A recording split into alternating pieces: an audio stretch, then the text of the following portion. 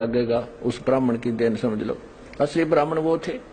मेरे दादा गुरुजी थे ब्राह्मण, जो गांव छावला के जाट थे और सत्य से परिचित हुए।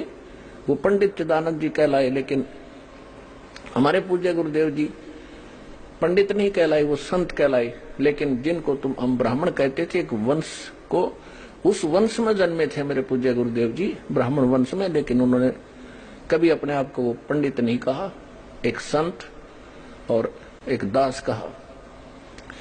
अब देखिएगा, अब ये क्या कह रहे हैं, धर्म की ये स्थिति त्रेता में रही। पहले सतयुग की बता दी, त्रेता की बता दी, द्वापर की बता दी, परंतु कुछ हरास हो गया। सतयुग की जो स्थिति थी वो द्वापर में विशेष रूप से कम हो गई थी। इन प्राचीन युगों में, सतयुग, त्रेता, द्वापर में जो राक्षस समझे जाते थे वो कली में ब्राह्मण माने जाते हैं, क्योंकि अब के ब्राह्मण प्राय पाखंड करने में तत्पर रहते हैं, दूसरों को ठगना, झूठ बोलना और वैदिक धर्म कर्म से अलग रहना कलयुगी ब्राह्मणों का स्वाभाविक गुण हो गया है। अपने आत्माओं दास वैसे मौखिक है जो तो ब्राह्मण दुखी हो जाते दो। और अब हमारे सदग्रंथ ही बता रहे हैं जिनको सर्वधार्य मानते थे, तो अब हमने संभलना पड़ेगा। या थोड़ी सी ब्राह्मण की डेफिनेशन बता दूं। मेरे पूज्य गुरुदेव जी इस ब्राह्मण वंश में जन्मे थे, और जब उनको ज्ञान हुआ यथार्थ कि हम ब्राह्मण नहीं है, ब्राह्मण जब बनेंगे परमात्मा को पहचान लेंगे, तो वो कभी अपने आप को ब्राह्मण नहीं कहते थे। और 16 साल की उम्र में घर त्याग कर चले गए थे। इनको पीछे से मृत जान लिया था कि खेतों में, जंगल में गए थे, किसी पशु ने खा लिया, उनके हाड पड़े थे कोई पशु के, वहां ये कपड़े पाड़ कर डाल गए थे अपने।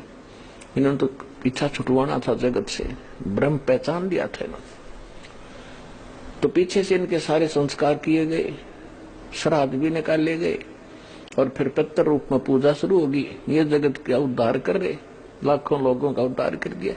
अरे वहां वो नकली ब्राह्मण, वो थे ब्राह्मण। ब्राह्मण जो कर्म करते हैं, पंडिता, गुरुभाई, वो ब्राह्मण है। बाकी उस वंश में जन्मे वो ब्राह्मण नहीं है।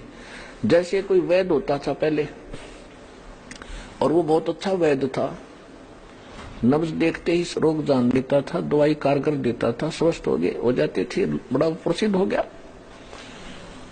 उसके बाद 1-2 पीढ़ी ने फिर वो उसकी बताई मर्यादा थोड़ी बहुत की, फिर उसके बाद वंशज घने हो गए। कोई कुछ काम कर रहा है, कोई खेती कर रहा है, कोई कुछ कर रहा है।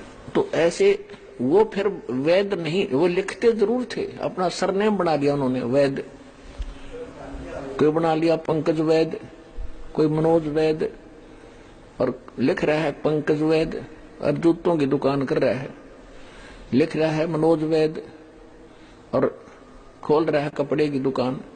तो वैद्य नहीं है, वो केवल सरनेम बन गया उनका। इसी प्रकार ये ब्राह्मण जो है, ये उन ब्राह्मणों की संतान है, लेकिन अब ये ब्राह्मण कर्म नहीं करते, ये ब्राह्मण नहीं है। बेशक फीत लाए रहो, वो जानते नहीं पेट के दर्द की दवाई। लिख कृपाराम वैद्य, मनोज वैद्य, तो वैद्य नहीं वो। तो इसी प्रकार ये पंडित, इन पंडितों और ब्राह्मणों के लिए